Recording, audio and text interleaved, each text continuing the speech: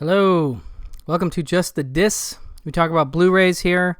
My name is Brian, and today we are talking about another beautiful box set, Columbia Noir number 4 from the great folks at Indicator. And this is, of course, the fourth in a wonderful, wonderful series of box sets, film noir box sets from this company, which I absolutely love, the company and these box sets, and it's just as great as the rest. You know, if you like those other sets, this is not going to disappoint.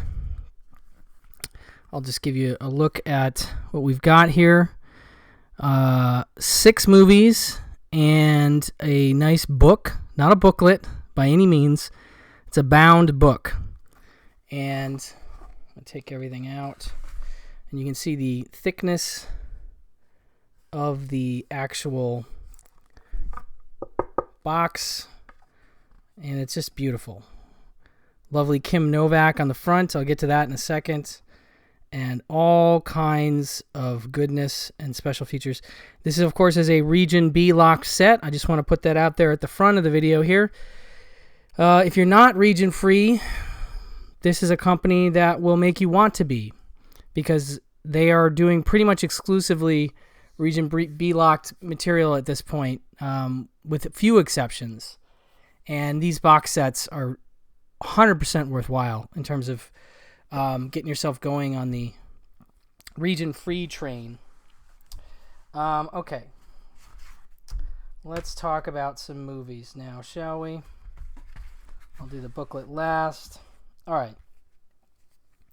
We'll start with one of my favorites in the entire series that they've put out, and that is Pushover from 1954. This is a movie I only personally discovered within the last 4 or 5 years, I want to say, and it is such a gem. The very simple synopsis is that a police detective falls for the bank robber's girlfriend he's supposed to be tailing, and that police officer is played by Fred MacMurray. And this movie has definitely drawn comparisons to a little movie called Double Indemnity, which Fred MacMurray did more than a decade prior. And those are justifiable comparisons, you know, because you have a woman, sort of femme fatale character who tries to ensnare somebody in a more official capacity to commit a murder. But yeah, the idea is that Fred MacMurray's cop character is a bit low on scruples, and he, is supposed to be tailing this woman and trying to get her to reveal where her bow is. And he's stolen, I think, like $250,000 from a bank. And so they're trying to get him before he gets away, so he'll tell them where the money is. And, you know, like it says, he starts to fall for her. But there's much, much more to this story that I'm not going to go into. There's some great twists and turns. There's some wonderful Rear Window happenings. And interestingly, this movie came out a little bit before Rear Window. So it's not one of those you can claim is necessarily influenced by that. Although, you know, there's source material that could have influenced it. Who knows? But that said, this is an early, if not the first film, well, the first major role for Kim Novak. And she is just absolutely tantalizing as ever. She is fantastic in this movie, as is, you know, Dorothy Malone shows up briefly. You have E.G. Marshall, Philip Carey, and yeah, it's just one of those movies that you watch it and it gets you so tense, but in the best possible way. It's just a truly, truly special noir. And like I said, one of my favorites from any of the box sets they put out so far. So on that level, this qualifies this set as one of the best sets. I have seen online a few people say this is the best set that they've put out. Now, your mileage may vary. You may disagree based on the rest of these films, but it's definitely up there, and this movie is certainly part of the reason for me that it's such a big win in terms of this set. Now, in terms of the extras, we have an audio commentary with film historians Alexandra Heller-Nicholas and Josh Nelson, a great duo who have done several other commentary tracks, including things like Cool as Ice and The All-Nighter. They do, classic film. They do 90s pop culture nostalgia. They're good at anything. They're very versatile, and I enjoy both of them. Partners in Crime and Comedy, a 19-minute interview with author and critic Glenn Kenny as he discusses the careers and collaborations of director Richard Quine and actor Kim Novak. They would go on to work together in Bell Book and Candle and some other films. Bell Book and Candle, by the way, just fantastic. Also, I love that movie. And then we have Blender Boys, 1955, 16 minutes, a comedy short starring the Three Stooges, which is a big thing that they do with these Three Stooges shorts. They include one on almost maybe every noir film, and something that sort of ties in. So this one has the trio playing detectives assigned to a case of a justice-evading bank robber. So it's tying in thematically. And this is a world premiere on Blu-ray. And it looks great, as these Sony Columbia masters have been well taken care of, and they all look really good. So this is the primo one for this. I'm going to kick it off with that. So Pushover is an absolute must. Next up, we have a little movie called The Brothers Rico. And The Brothers Rico comes from director Phil Carlson, who also directed, this is from 1957, and he also directed things like The Phoenix City Story and 99 River Street, both really great. Walking Tall, he would do in the 70s. Kansas City Confidential, that's another noir. Speaking of Walking Tall, he also did Framed, was his last film with Joe Don Baker, which is one of the great last films of all time, and we talked about it on our Final Films show on Pure Cinema. Five Against the House, Scandal Sheet, he's quite a good director and somebody that I dig very much. And Brothers Rico is, it says Eddie Rico, the erstwhile bookkeeper for a big mafia boss, is now making a living as an honest merchant in Florida with his family. Things go sour when the police start a search for his syndicate-linked brothers who are on the lam after a big hit, forcing Eddie to get involved with the mafia again. So it stars Richard Conte, Larry Gates, James Darren, Diane Foster, Lamont Johnson. Very nice. I wonder if that's the director, Lamont Johnson. Maybe not. Nope, not. Yeah, it is, I think, actually. Very cool. Anyway, so this one is really solid, and among a filmography of great films, a standout for Phil Carlson. And so I heartily recommend this one as well. And it also has some decent features. We have an audio commentary with professor and film scholar Jason A. Ney, introduction by Martin Scorsese from the old DVD set. It's about 4 minutes. Those are always wonderful. He's a big fan of Phoenix City Story, and so I know he is a big fan of this director in general. And so I love that kind of introduction that you could get from him. And there's something called a bracing brutality.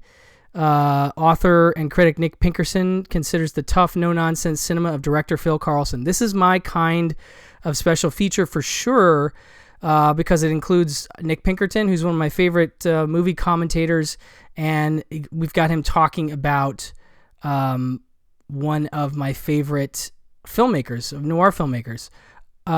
So very, very cool to have him doing this,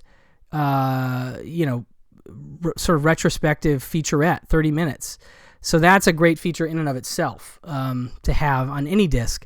And then we have another Three Stooges set, a merry mix-up. Three Stooges play 3 sets of brothers, all creating a manner of chaos and confusion. And this is also a worldwide premiere on Blu-ray, but a really solid noir from a great noir filmmaker in Mr. Phil Carlson. Next up, we have Chicago Syndicate. And this one is pretty fun. I'd never seen this one before. And it is the story of like an ex-military accountant who is recruited by the FBI to infiltrate the mob in Chicago in an attempt to break open the rackets. To complicate his job, 2 women stand in his way, each with their own agenda. And the accountant is played by Dennis O'Keefe, who is a noir stalwart who is in things like, T-Men and Raw Deal, I think. Woman on the Run, I forgot he was in that. But he's really, really good in this. And he's also in Walk a Crooked Mile, which I'll talk about in a second. And that's also part of this set. So this one really kind of snuck up on me. It's directed by Fred F. Sears, who is a director that I think of much more as a genre guy. He did Earth versus the Flying Saucers. He did The Werewolf. These are Sam Katzman productions. The Giant Claw with the turkey monster. That's one of my favorites. He did Rock Around the Clock. The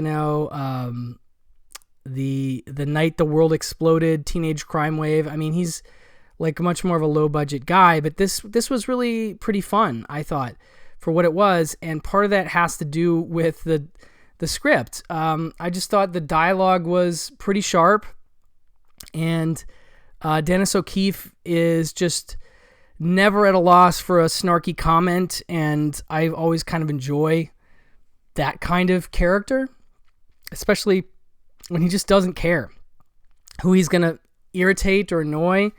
And when he's trying to ingratiate himself with the mob people, he just is like as rude as ever and as flippant as ever, and they go for it. They totally buy it. But he's always got like some kind of little side comment.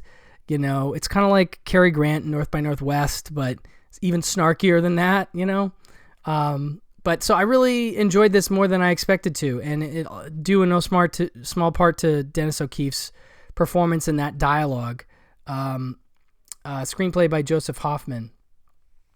But yeah, this one, very neat little discovery from 1955, and also a world premiere on Blu-ray. Has an audio commentary with film historian Toby Rohn. From Nurse to Worse, the comedy short with Three Stooges in which the trio attempt to make big money through an insurance scam. That's interesting. Yeah, and this is Sam Katzman produced as well. I should have noted that, but definitely a fun one. I enjoyed that. Next we have A Bullet is Waiting, and this one is intriguing to me because it is in color, and it has a lot of noir. Well, okay, here's the thing.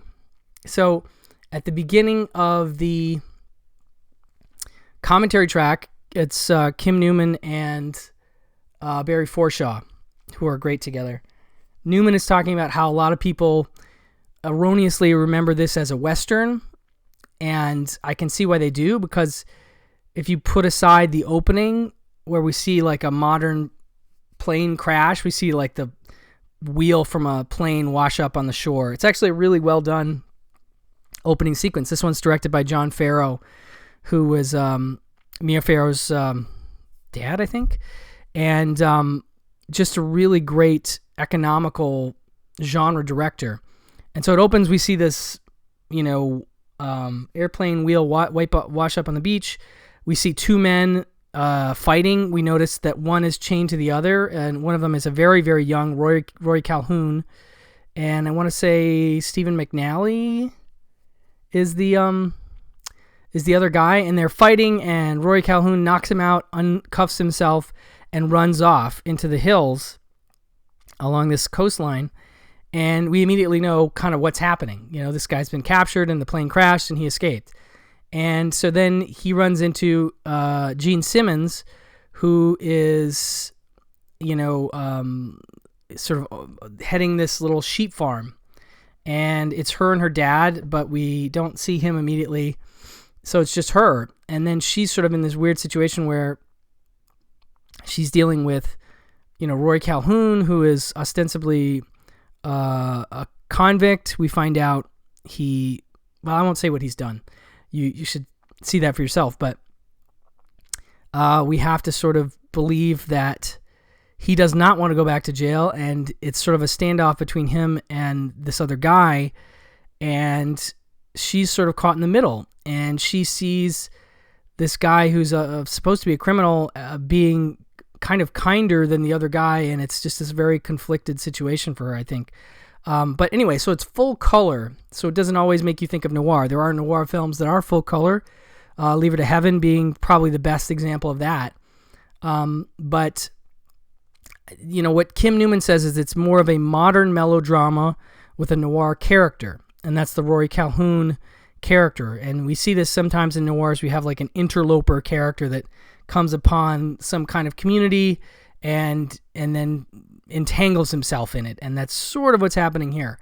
But it's a little sweeter a film than you would expect, but there is definitely an edge of tension between the two men that is like, what's going to happen? Are they going to kill each other, or, you know, what's going down here? And so, I don't know. I enjoyed this. I was not sure what to think in terms of its noir status, but I think it ultimately works for the set. And John Farrow to me is a big, you know, like he's done noir type stuff. But yeah, it's good. It's unexpected in terms of this kind of set. And this is a world premiere on Blu-ray as well. Audio commentary, as I said, with Barry Forshaw and Kim Newman, who are two of my favorites. I mean, the two of them together are wonderful. And I love Kim Newman, you know, doing genre stuff in terms of horror, but I also love it when he steps outside that and does a noir commentary. Like, that's relatively rare, but always welcome. And of course, this has a Three Stooges short, The Yoke's on Me. And then something called From Cricklewood to Hollywood, 21 minutes. Archivist and historian Josephine Botting discusses the early career of actor Gene Simmons and her transition from British to American cinema. Also fascinating stuff. I'm a big Gene Simmons fan. Angel Face, one of the great noirs ever. And still needs a Blu-ray, by the way. Come on, Warner Archive or somebody. Or Indicator. Anybody. So yeah, so this one's, you know, another, you know, nice surprise. A Bullet is Waiting from 1954. Then we have the other Dennis O'Keefe in Walk a Crooked Mile. And this one has, let's see here, a security leak is found at a Southern California atomic plant. The authorities stand in fear that the information leaked would go to a hostile nation. To investigate the case more efficiently, Dan O'Hara, an FBI agent, and Philip Grayson, a Scotland Yard sleuth, joined forces where they managed to stop the spy ring from achieving their aim. So this one's kind of like an anti-communist, very pro-FBI kind of movie. And another one that, you know, I think falls into the noir sort of trappings, but the commentary by, I thought there was a commentary on this one. Maybe I'm thinking, oh no, I'm thinking the next movie. Yep. My bad. No, this one's definitely noir. But yeah, it's a sort of another G-Men kind of movie, you know, and Dennis O'Keefe, again, with T-Men and some of his other stuff he's done, this fits rather nicely into that sort of paradigm, if you will. And yeah, no, another fun one. This is directed by Gordon Douglas, who did a ton of movies. I always think of Them, the Ant movie, but he did so much stuff, and he's just a real pro, you know, like always shows up and does solid work, and I like this one. And again, Dennis O'Keefe, one of those sort of underrated noir heroes, I think, that doesn't get quite the credit that he deserves, despite having been in a bunch of them, because a lot of them are lower tier kind of stuff. But he's really good in it, and he's worth the price of admission. And this one's about a murdered FBI agent. We open the movie with a scene of this FBI guy calling Dennis O'Keefe and saying, "I've got something really hot." And then we see like a gun stick into the phone booth, and boom, the guy's killed. And then it's like a manhunt. And then we discover, like like I read, there's maybe some potential nuclear secret stuff happening, and Scotland Yard's involved, and it's kind of fun in that it's combining the British and the American stuff. And so anyway, this does not have a commentary, but it has Routine Job, a story of Scotland Yard, 1946, 23 minutes, a short film following the day-to-day work of a Scotland Yard detective in the pursuit of a case. Very cool little short. March of the Time, Policeman's Holiday, 1949, 20 minutes, dramatized installment of the famed newsreel series featuring an American detective who assists Scotland Yard while in the UK, echoing but reversing the plot of Walk a Crooked Mile. Dunked in the Deep, 17 minutes, Three Stooges inadvertently find themselves mixed up with a foreign spy ring and smuggling top secret material out of the country. Perfect fit. World premiere on Blu-ray, 1948, one of the earlier films in this set. And then last but not least, we have Walk East on Beacon. And this one is the one I was trying to think of before, where it is very much an FBI movie. Fully, it says an FBI agent works with a refugee scientist and the Coast Guard to crack a Soviet spy ring in Boston. And it's one where it's so procedural, or something, I guess, that's so pro-FBI that it is one of those where you might think, oh, is it enough to be, a noir? Yeah, it's so pro-FBI, in fact, that J. Edgar Hoover, the writers included here are J. Edgar Hoover, who wrote an article called The Crime of the Century, which is adapted into this material. So that shows you how much of an FBI movie this is. But so the commentary by the author, in a lonely street film noir genre, masculinity author academic Frank Krutnik,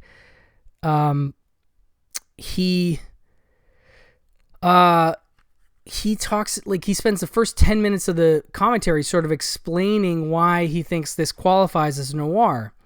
And I think he makes a good case for it, despite it being very much a propaganda piece. But I do find that there are definitely some propaganda pieces among the noir that we recognize from this period. So, so this one's intriguing. Maybe my least favorite of the group, but still, a good package overall. Another world premiere on Blu-ray. And so you have that commentary. You have The March of Time, G-Men, Combat Saboteurs from 1941, a 21-minute documentary short from the famed newsreel series, created by Walk East on Beacon producer Louis de Rochemont. And then another one called March of Time, G-Men at War, 20 minutes, same kind of thing, focusing on the efforts of the FBI to apprehend spies and fifth columnists.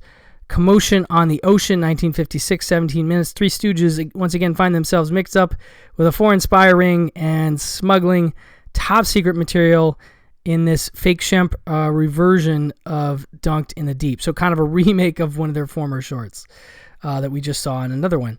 This is directed by Alfred Worker. But yeah, so that is it for this box set, except we also have this beautiful matte finished indicator book. Very thick. You get a sense of the essays inside on all the different movies. We have something for every one of the films, including interview. I see here is an interview with Richard Quine, and just beautiful stills and I also I've said it before. I love the smell of these books. But so just a really great book that comes with this set, as do all the sets. Get a nice book like this. But yeah, if you're a fan of this series, you're not going to want to miss this one. It's another beautiful edition, another great, noir set from Indicator that you just got to have it, especially for November. It's Noir-vember time, and I think there's a bunch in here that a lot of people haven't seen. In fact, I would argue that most of this set is lesser seen films.